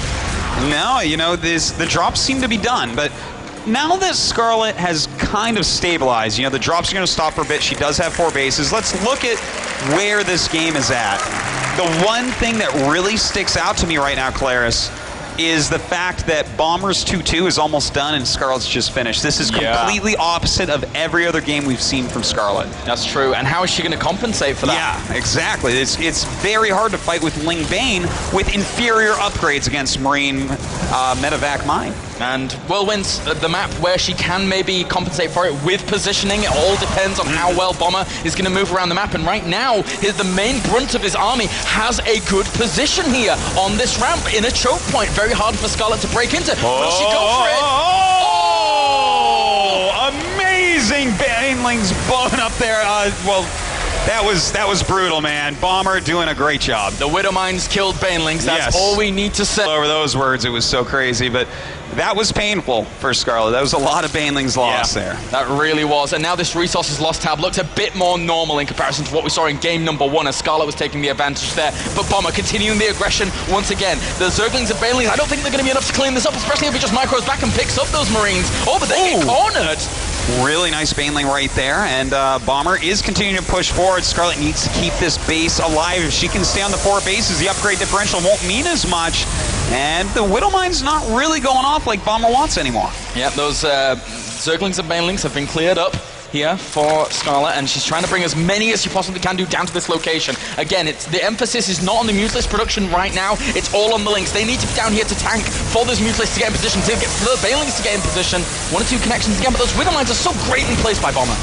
It's a hard place to break through right now, but we'll see how Scarlett wants to go about it. The supply is still very even, a lot of Lings, a lot of Banes on the way for Scarlett, and she's about to hit 2-2, which is going to allow her to engage a little bit easier. And just the Marines still rallying on here for Bomber, knowing that if he just continues to reinforce and continues to keep Scarlett in that defensive posture, it might actually just break the backbone here. Nice Baneling connections connect with a lot of those Marines on the high ground, trying to some more great Baneling connections. Scarlett cleans it up. She's going to push Bomber back. He's on the retreat. She has pushed Bomber back. He's in the middle of the map now with his reinforcements. Is she going to try to continue to fight? No, that is far too big an army, and the push is going to start over. It's still stabilizing here, though. Scarlett with 83 army supply against 101 for Bomber, as he will never let up with this aggression. He's camping in the middle of the map, thinking, where shall I strike next? What shall I do? And Scarlett has to anticipate these moves. How is she going to react? Well, Scarlett's going to continue to macro up. She's getting that infestation pit, very important. But here she goes into the middle of the map. A lot of Widow Mines. She's got to be careful here. The Widow Mines go off. Not the best connections. And Scarlett continues to chase Bomber down. All the 3 Widow Mines get absolutely shredded up there by Scarlett. Bomber not being allowed to connect with any of them. Scarlett, once again, her connections with Widow Mines to be able to shut them down. Her focus fire is so good. It truly is, Claire's. But look at this also. Scarlett is taking an advantage at this point because look at these Overlords dropping the creep. Bomber would already be mining from a 4th, but instead she slowed him down. There's so much action on the map. It's very difficult to do so. And look at this. The Mutalist coming in, but Bomber's there and defends his command center. Bomber knows what he's doing. But you're right. He's had no... Whoa, hold the phone. Wait.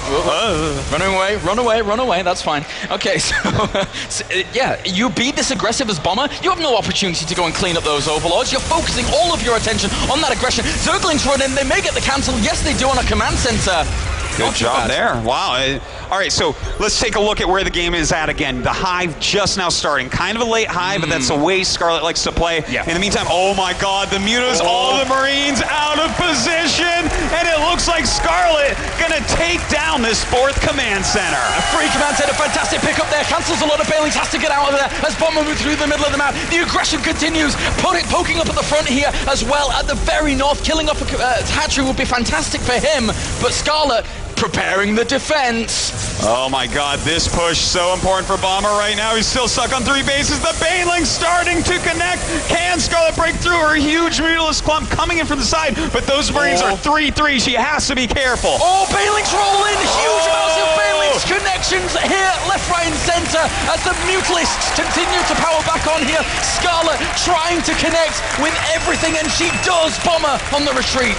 Scarlett pushing back Bomber so well. You know, she doesn't get that 5th base up, but it's okay because Bomber doesn't get his 4th up. Scarlett is continuing to macro. That Hive is about to finish, which means that she can get some other tech or even 3-3 started. Exactly. If she can get 3-3 going, if she can bolster this army just a little bit more, whilst Bomber is still restricted on income. His income right now is not that fantastic in comparison to Scarlett's. All game long, Scarlett has denied these bases whilst Bomber's been aggressive. So Scarlett here has a great opportunity to continue on through this game and maybe even tie up the series. And I gotta say one thing right now, Claire's. Scarlett is still sending queens out there, pushing that creep. This is a crucial reason why she is able to push Bomber back time and time again. And oh my God, Scarlett going after yet another command center. It looks like she's gonna get it, but in the meantime, Bomber going after Scarlett's 4th base. These Baneling connections are gonna be so important here. Can Scarlett connect with a lot of this? There's a lot of Widow Mines. She has to be careful of that minefield as she brings just a few of the Banelings forward, knowing she can't commit with everything. That's a lot of Mutants helping from the back. What do the connections? She's gotta be careful. Banelings, connect with so much of it. Oh my God, Scarlett! Boom! Destroying everything. Bomber now in a lot of trouble. His production has fallen way off, but he has secured a 4th base as we see here. Now, can Scarlett get over there and punish it before he mines too many minerals and comes back? 20 Mutalists still active for Scarlett. She starts her 3-3. She starts her adrenal glands. All of these things to transition on to have a superior effective army, but they've got to be careful about those Widow Mines as well. That's a scary point. That's somewhere she might just fly over at some point, and that can be a game changer. She loses this block of Mutas, and Bomber's in the lead suddenly. Going for the drops here. Bomber knowing that he needs to continue the aggression so he can keep his 4th base stable back at home. He's trying to claim a 5th down to the south here, but this has been scouted out. The Mutalists are going to say, nah, not today.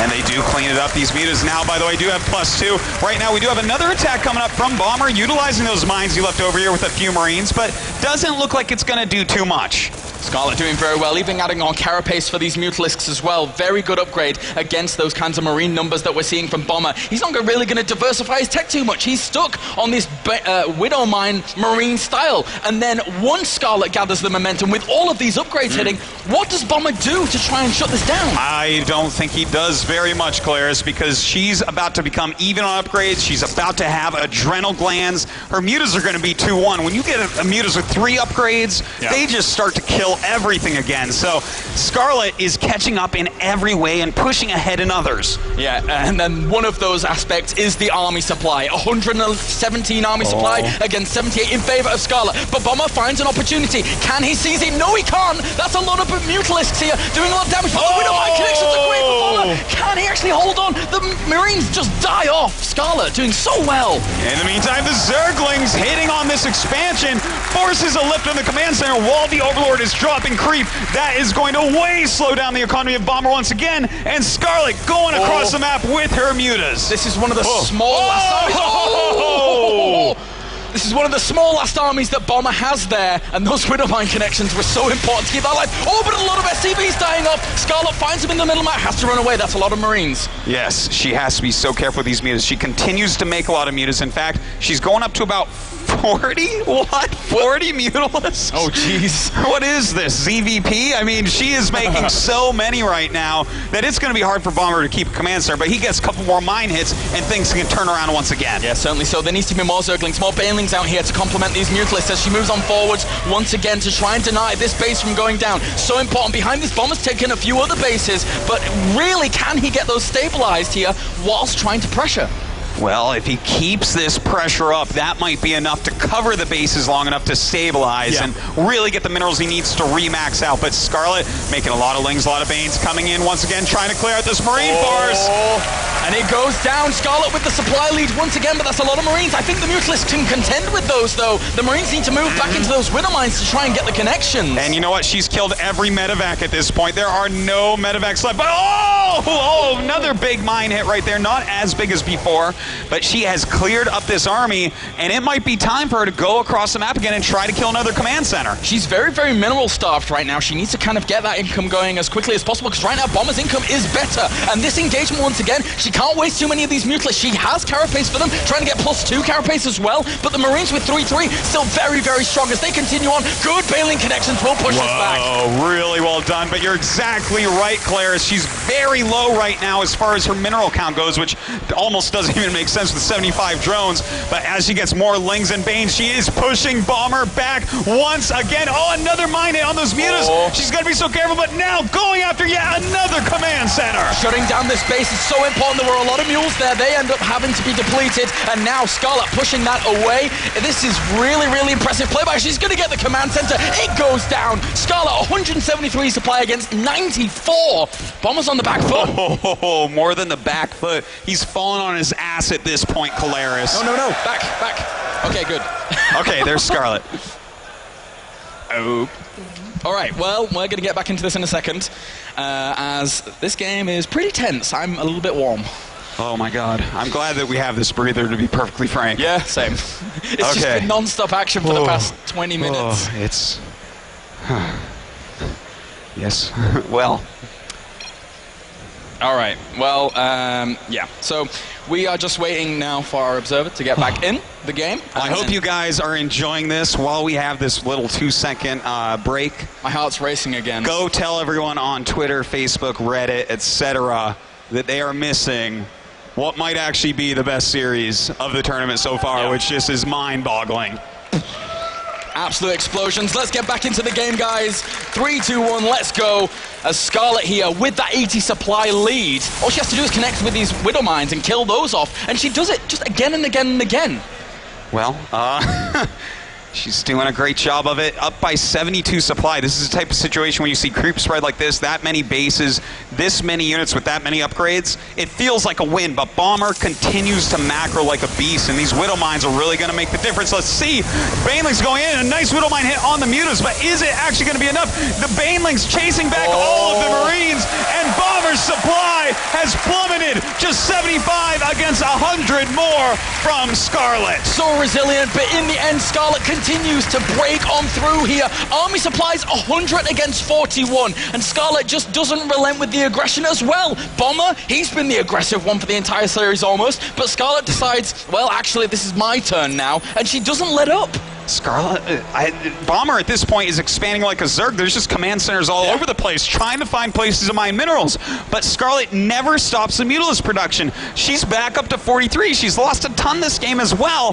She is just on top of this. This army, this 43 Mutalisks. She has more Mutalisks than Bomber has Marines at this point. Oh my God. GG! Wow! Scarlett ties it up and brings it to game number 5. After game number 3, I was not expecting it of Scarlett here, but now, in this final match, can she move on to the round of 4, or will Bomber move on? This series is insane. Guys, seriously, this series is insane. Game number 5 should be absolute madness. We actually have about 98,000 people live on the internet watching, so go out there, push your friends that haven't seen it before to watch this game number 5, because this might be what gets them hooked. Get on Facebook, hashtag your WCSs, on Twitter, do whatever you need to do to tell people that right now, wow, look at that focus from her just there. She's one game away from advancing, but as is Bomber. Both of these players want this so much. It means it's of such importance here, not only to win that trophy in the round of 4 moving on into the final, but also the prestige, the money, the WCS points. So much on the line for both of these players. This is a career-defining moment right now. Top 8, fantastic. Top 4, much more likely to be remembered, and you're just that one match. I was going to say simple, but it's not simple at all, but that one match from a finals in a WCS season finals. It's a fantastic place to be. This last game, Claris, is going to be on Aklon Waste. And it certainly has the potential to go along as well here. As Aklon Wastes, you get those bases up and running, and you can defend them pretty well. But Bomber, once again, it's going to be crazy aggression in the mid game. And we just saw if Scarlett can weather the storm in the mid game, she can ride with the best of them. I think you nailed it right there. Even though Bomber had insane production, a lot of Widow Mines that game, as long as she weathered it long enough on those 4 bases, she was able to come out on top. She's very good at actually engaging those Widow Mines when she has a reasonable amount of mutants. So, it's craziness. An insane series so far, and one map is left to define it. I think right now we have Bomber in the game. I'm under the impression Scarlett and Sella just going over their thoughts a little bit here, going into this final map. Don't want to rush into it. Well, what do you do now, right? Because Scarlett's been playing all macro games. She's doing the macro. And in fact, that game, let's not forget, Claris, a lot of drones were killed. Oh, yeah. In the early part with those 4 Hellions. Those 4 Hellions did so much damage, I was thinking to myself, oh, what a sad ending. Aww. You know, this is the type of situation where a player of Bomber's caliber and macro might be able to just rally through and kill you, but Scarlett fought back. So what do you do? Do you go for that macro game again? Because I tell you what, Aklon, it's going to be very hard to stop Bomber from going up to 4 bases, which is what she did so magnificently on Whirlwind. I think, again, it really played to Scarlett's strength, just being Whirlwind itself. Yeah. As we pointed out at the very beginning, Bomber loves that rally straight across the map, but it's harder on Whirlwind. It's always going to be harder on Whirlwind. Aklon Wastes, a little bit of a smaller map here. This might also play to Bomber's strength in terms of just rallying straight for that aggression in the mid-game, and Scarlett has to find ways to overcome those hurdles. Well, we'll see what she does. We'll see what Bomber does. Could be absolutely anything. I can't wait, Claris. I just want to jump into this game. We got game 5. All right, guys. The final game of the night. Guaranteed. That's right. One player goes to the round of 4. You guys ready? As he introduces, I want to hear a lot of noise, guys. This is it. Can Scarlett go to the Final 4, or will it be Bomber? And he is going to be spawned out to the bottom right-hand corner. Our Red Terran representing StarTale and Korea. Give it up for Bomber.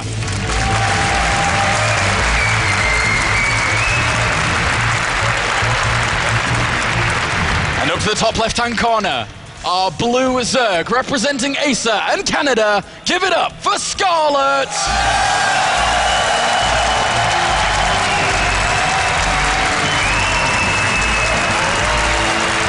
Well, I think we see who the fan favorite in this crowd at least is. Let's not forget, a lot of people love Bomber as well. Would be a great representative in that top 4 for StarTale in Korea. Hello. What is this? Oh my god. Well, Claris. Well.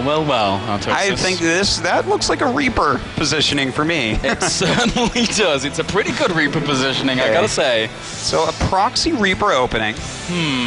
Scarlett has been scouting, but did not scout there. That actually went there after the Overlord passed over it, so a very sneaky move-up timing from Bomber. This definitely could catch Scarlett off guard.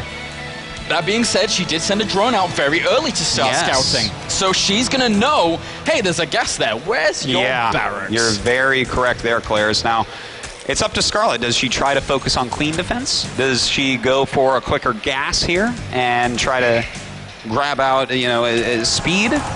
It's kind of a hard, I feel like she's concentrating so hard on there. Does she realize what's going on? Yeah. I mean, regardless of what it's going to be from Scarlett, there's always going to be an aspect of drone micro involved pretty heavily here early on, because she can't possibly have any units out against a Reaper at this time. Yeah, there's... This is actually a little bit scary right now.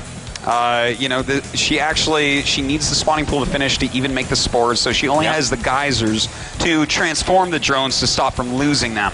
So it looks like Bomber definitely should get at least a couple drone kills, maybe more. Oh, Bomber, well, it's been spotted pretty quickly here, so she could pull a drone to try and nibble away at that, but unfortunately for her, the Reaper is now here, so that kind of contingency plan for her is diminishing. As she does start 6 Zerglings, she starts 2 Queens instantly as well. Very important to the Extractor. Good micro so far, but Bomber as well, really getting as many shots as he possibly can, dodging the drones, not getting surrounded, all very important things here. And this Reaper continues. Looks like she'll probably... Almost gets that Reaper, not quite.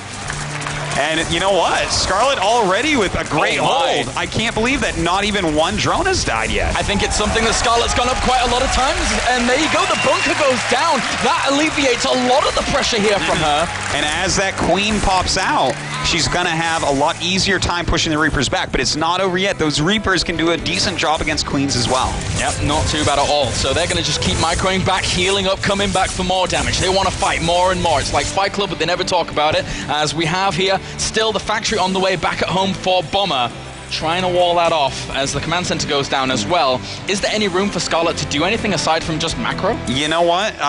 Scarlett, sometimes you see a Zerg player try to counterattack, but he's keeping the Reapers in the front right now, so I don't think that that's a possibility at all. She's going to stay a little bit more defensive with it, focus on queen defense. We see 2 more on the way, and we don't see speed started yet. So, no, that's it, Claire. She's just going to have to sit back, try to macro up, and weather these Reapers. Yeah, she seems pretty content with that. Although, that being said, Bomber here adding on a 4th Reaper. This is more Reaper than production than I was expecting to see here. And this gives Bomber a very, very strong soft contain here on the map. Yeah, he's going to keep the creep spread back, that's for sure. Maybe end up killing a queen. But, with 4 queens, speed on the way, some Zerglings out, it hasn't really done that much. And in fact, as far as the resources lost, there's literally been 75 resources lost total for Scarlett. So she's defended it very well. But don't forget, a lot of Zerglings being made. It's stifled her economy a bit. The Reaper Conga line now jumps in to try and do some damage. But unfortunately for those guys, the Queen's too formidable right now. And we'll have to retreat out. And looks like those Reapers going to run past these queens for now. And okay, finally some damage going down for Bomber. A couple drones being killed. Yep, 3 in total. Not too bad there for Bomber. A good pickup. But behind this, still down in terms of supply, as it's 32 workers to 27. Starport finishing up at a pretty speedy time here, though, as well for Bomber. Well, what are we going to see here? We could see things such as Hellion drops. We could see Medivacs come help heal the Reapers. Wouldn't that be hilarious? It could even be a Banshee. Dude, I want the Medivacs just to see it happen. That would be awesome. That would be pretty cool. I haven't seen something like that in years. Well, we have the engineering evolution chambers finishing up, and Scarlett wants to push this away in the middle of the map, but I love the combination of Reapers and Hellions. I think it provides such great positioning on the map here for Bomber. Scarlett's not going to break out of that, despite having speed. Yeah, it's really nice. I think Bomber has actually thought about it and said, you know what? Part of the reason why she's killing me is the creep spread, that's for sure. So he's focusing so much on keeping that back, which, by the way, it is the Banshee with Cloak. Ooh. And this is something we have not seen all series long. So once again, Bomber showing that he has the versatility of a champion. He can mix it up even in the very last game after showing a lot of tricks previously. And this is a build. How much does he actually practice this? Proxy 4 Reapers into some Hellions and then a Cloaked Banshee. This is, it's different. And he's doing a great job with it. Look at that. The creep tumor is being absolutely decimated. Scarlett's having a hard time figuring out exactly what to do here. I am loving this by Bomber right now in terms of holding that creep spread back. And on a map like Akelon Way is so important, as his third base is outside of a fortified area for the most part. So he has to prevent any kind of aggressive moves out from Scarlett earlier on. Well, right now, he's doing that quite well. We do have those upgrades on the way, and the layer's about to finish, so that makes the Banshees a little bit less scary, but as of this moment, there's not a single Spore Crawler, and the layer is about to finish, so we can get some defense up in that regard, but it takes a moment to actually morph an Overseer, so we don't know how much damage this Banshee is really going to get done. Yeah, could do something. It has been spotted, obviously, and there goes the Cloak. So the Overseer has to start instantly here to try and deny this, as there is a Spore Crawler there. And this is the strength of the Queen Opener with 4 Queens. Eventually, once you have detection, you can deal with something like this, whereas you normally wouldn't have too much anti-air at this point. Well, you know, she's not making any Overseers, but is getting some Spores, so we'll push that back for now. And there you go. Actually, there is 1 Overseer, so how many were actually killed?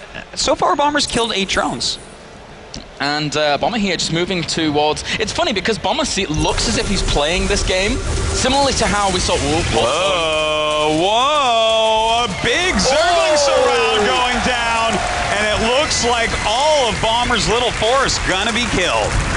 All the Reapers and all the Hellions, they fell down, and now these 2 Banshees are going to be Bomber's assault. How well are they going to fare? They're nibbling away at this expansion, and that's not too bad. He's going to get the cancellation. Yeah, she's definitely going to have to cancel that, and that's very nice. That's really stalling out the third base, whereas Bomber is already mining from his third. This, truth be told, is not going very well for Scarlett, but look at this, fighting back, trying to kill off some SCVs here. Yeah, good move there. The Bio will clean it up, but Scarlett didn't cancel that expansion, so she loses the 300 minerals. That's important at this stage of the game. At these sub 100 supply marks, 300 minerals is a lot. It certainly is, Clarice. I'm getting a little bit scared. We have a Mutalisk on the way. That's not normally how it is. It's normally like 10 Mutalisks on the way. So, Scarlett's economy has been completely stifled through this opening. Yep. And Bomber's has not. He's been so on top of containment with those Reapers, with those Hellions, that his third base has been up and mining for a long time, and his real macro will be starting soon. How does Scarlett stop that? Yeah, that Inco for Bomber now looking absolutely furious in comparison to what we're seeing here from Scarlett. And that 1 Muta, that one that came out early, he's gone. Sorry guys, he's gone. Yeah, the early Muta does not always get the Banshee. In this case, anyways. Now, Scarlett is starting to push her creep out. She is taking a third, and one thing we definitely can say, her upgrades are a bit better. She's going to have 2-2 when it's about 1-1 than 2-1 for Bomber. So a little bit of an advantage in that way, but I feel like Bomber's going to have so many units out. It's going to be hard, but at least she has Baneling speed. And again, the rally positions here on this map, it's a smaller map. That rally that Bomber loves to do is going to hit harder than it ever did on Whirlwind. So can Scarlett continue to hold this back? Can she be defensive enough to save these bases? She needs to save this hatchery. Yes. She needs this 5th and 6th gas geyser as well as the minerals. She cannot lose this hatchery, absolutely not. And lots of Marines and Links and Banes coming in, clearing out those Marines.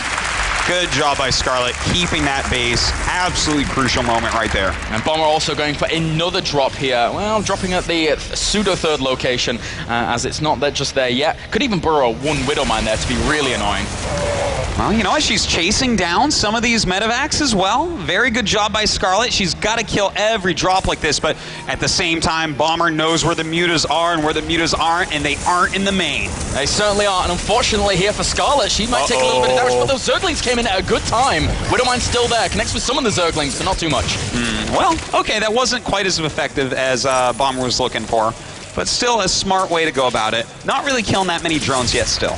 Yep, and drone counts right now, we're up to 64 against 69 Harvesters for Bomber. He has a fantastic economy behind this. 2,500 minerals at any given point. Yeah, that's pretty crazy. So Bomber's economy is really getting scared. I wouldn't be surprised if he takes a 4th pretty soon. In fact, the command center just got started, so he is pushing up towards that. Now, Scarlett needs to be super efficient with these armies that she has right now. She showed in the past game that she can be, and now will she actually be able to break this? Because Bomber set himself up in a awesome position here on this high ground. So those Marines, I don't think she can really push this back just yet. That's a very hard to break position. That's a position that you'd like to flank, but the shape of the map in the creep spread just doesn't allow something like that right now. So she is pushing forward. Some Widow Mines going off. Pretty effective, but some good Baneling hits as well. Yeah, that's certainly true here. There's a lot of Marines still coming in, though. Oh, he has to be very, very careful. Oh, Scarlett has to be careful, I should say, as those Mutalisks do get pushed on back. Even the Scan as well. Oh, she's losing a lot of the Mutalisks. Bomber is making this work. He certainly is pushing forward very quickly right now, producing those patented 15 Marines at a time, getting Drilling Claws, getting 3-2 upgrades. Scarlett, in the meantime, making a lot of Lings and Banes, but, you know, her upgrades are going to fall behind, and the macro of Bomber is off the charts. He's up by almost 25 supply. Exactly. He's doubling Scarlett's army supply right now, up to 100 against the 50-some here of Scarlett. These Banelings need to get great connections. Will they be able to do it? Not many Widow Mines are burrowed, but she pulls on back. She doesn't want to take the engagement just yet. She needs to get the perfect engagement here. 11 more Banelings on the way. Those are going to be crucial, but the Widow Mines are so many. How can she do the hits? Actually pulling a lot of Widow Mine hits over to the side. Pretty good engagement here, I'd have to say, for Scarlett. And the supplies, look at the supplies evening out. What on earth? Scarlett somehow manages to push that back, but still, Bomber, 90 army supply against 53. Scarlett right now still on the back foot, trying to replenish what she can, trying to get as cost-effective Baneling connections as possible. She absolutely needs them. Not that many Widows. Zerglings, they come in for the surround. The Banelings connect as well. Wow. Some good Baneling connections going down here, and Scarlett pushes Bomber back once again, but Bomber is relentless with his macro. More units are coming already. Look at the supplies. Look at the 132 to 146. Scarlett, once again, is going to go back and try and defend and defend and defend, but Bomber's 3-3, his pursuit weapons is about to finish. It's very scary. Ooh, Baneling's hitting the rocks there. A little bit of a misclick there by Scarlett. And an attack going into this base, going to pick off some of these Widow Mines. She has to keep this fourth alive. Losing that is game over. Yeah, you're right. It needs to stay up. That one Baneling gets a good connection, but he doesn't kill anything off. He needs a second Baneling there to actually try and help that out. So does Scarlett right now, as those Banelings move on once again, killing off a lot of Marines. Big Widow Mine hit there on those mutas. They're going to be a lot softer in this next battle, but forces Bomber to pick up kills. The medevac full of Marines. Nice moves by Scarlett. She's slowly evening up these army supplies. It's unfathomable how she's doing it here. But Bomber is not getting the engagements he wants. He's spreading, but Scarlett is somehow negating the spread. You know, the problem is, though, I would say here, even though she's doing that, Claris, the fourth base is up for Bomber. He's dropping a lot of mules there. His income is insane. Oh, some more mutas going down. Scarlett can't be losing mutas right now. No, she can't. Great connections for Bomber there. As the Banelings move forwards, don't get too bad connections as well, but Scarlett dwindling in supply in comparison to Bomber. There's a lot of Marines left over. Oh, no, the Mutalisks go down. And GG! And Bomber takes out Scarlett in an amazing series. What a series we witnessed. Scarlett taking Bomber to the brink, but Bomber being the resilient aggressor that he always is, never stopping, never letting up with the aggression. As we have our round of 4 advancing. We certainly do, Claris. An amazing, amazing series. Both players playing at the peak of their skill. Yeah. I'm so unbelievably impressed with that best of 5. That may have been the best of the weekend so far. Oh yeah, I am so happy that I got to cast that, my friend. Man, I don't know, watching it would be pretty sick as well. That's true, that's true. Wow.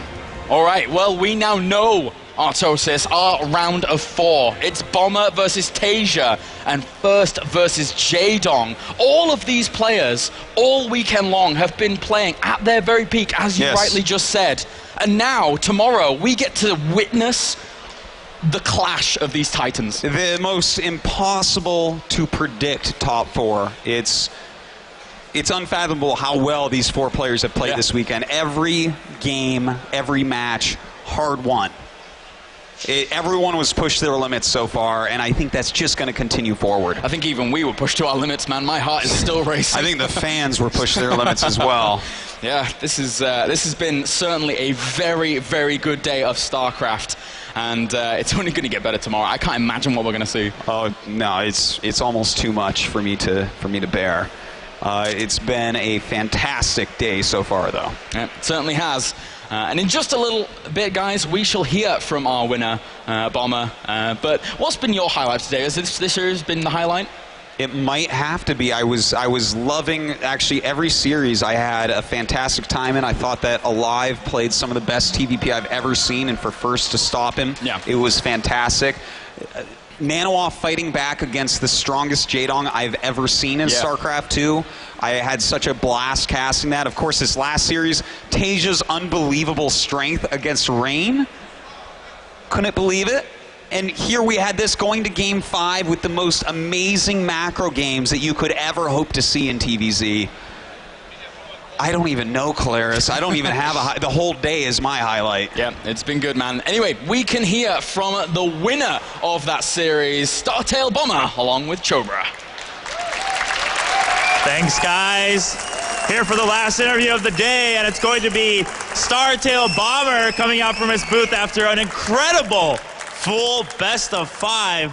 I can't believe it. I know everyone was holding their breath in pretty much all of those games in that last match, but let's see what he has to say after what must have been an exhausting full match. 자, 이번에 스칼렛 선수 상대로 5번 게임을 다 하셨어요. 기분이 어떠세요? 솔직히 1경기를 지고 나서 좀 힘들겠다 싶었는데 5경기까지 와서 이렇게 힘들게 이겨서 정말 기분 좋아요.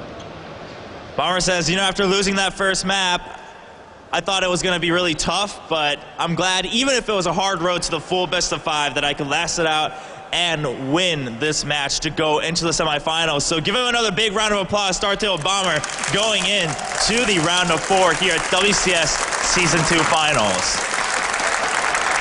자, 그러면 오늘 이제 스칼렛 선수 상대로 그 지뢰를 굉장히 잘 사용하셨어요. 근데 어떤 때는 이제 좀 운이 안 좋으시면 지뢰가 그냥 뭐 유닛 하나 정도만 잡고 그러고 끝났는데 그렇게 지뢰가 당연히 이제 잘 되면 기분이 좋으시겠지만 지뢰가 안 되고 그냥 빨리 죽어버리면 기분이 어떠세요?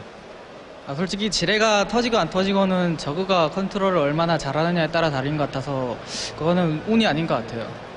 그러면 그냥 놓고선 그다음에 그 저그 상대가 잘할 수 있나 없나 그냥 그런 테스트로 생각을 하시나요? 네, 뮤탈 컨트롤을 얼마나 잘하느냐가 가장 중요한 것 같아요.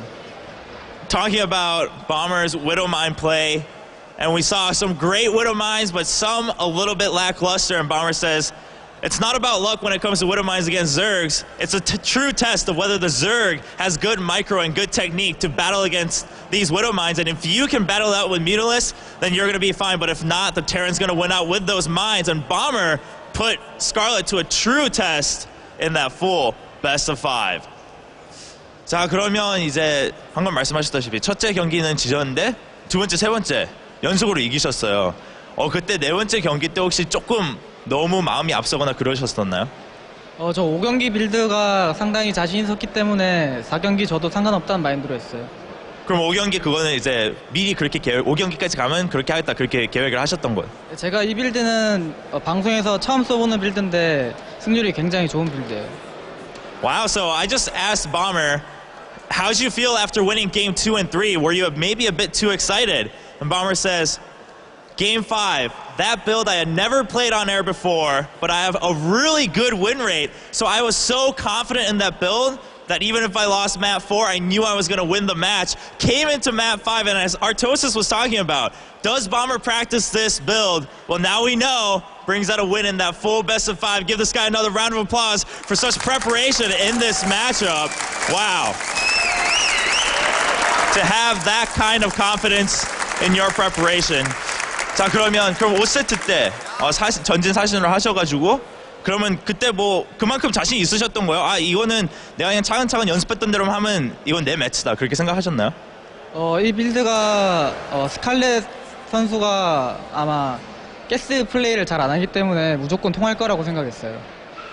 And talking about that last build, Bomber says, I think it's a great build against Scarlett. I knew she wouldn't be prepared for it, so I knew it could go through. And let's see what he has to say about going up against Tasia tomorrow in the semifinals. 그럼 내일 준결승전 태자 선수 상대로 하게 되셨는데 트트전이에요. 트트전 기록이 꽤 좋으신데 기분이 어떠세요?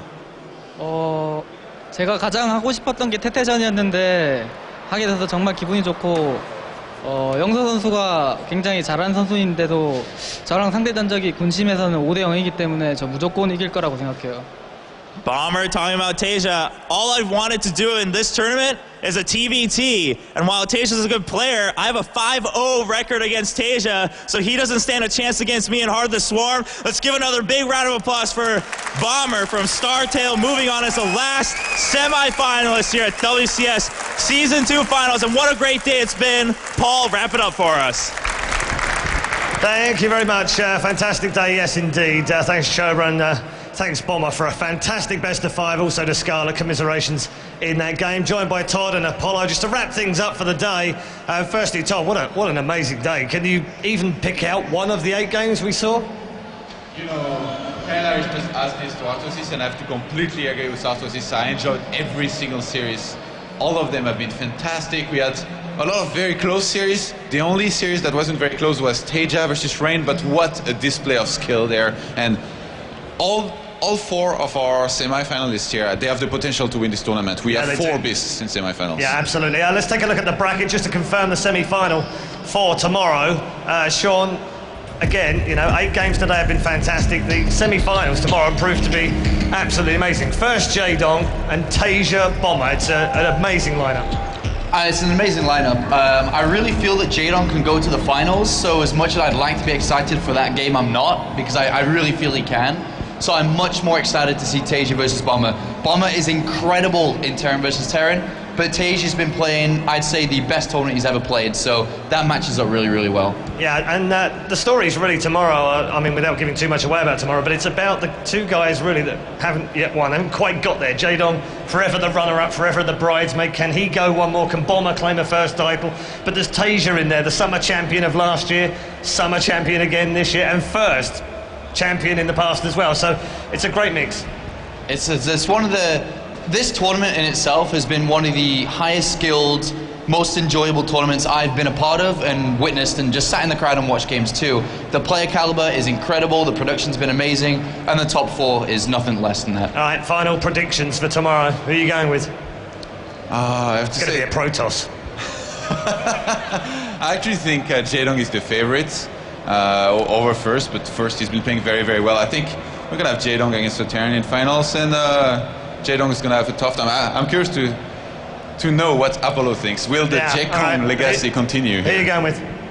Definitely Jaedong in the finals against Tasia. And I talked it over with a couple of the OGN guys, and I have to agree with what they say. I think Tasia's probably going to win this tournament. All right, well, we'll find out tomorrow from 12 p.m. Central European Summer Time. 4 players are left after 16 started off the WCS Season 2 Finals. Tomorrow, we have the 2 semi-finals and the grand final. The world champion for Season 2 will be crowned. Make sure you join us then. We'll see you tomorrow.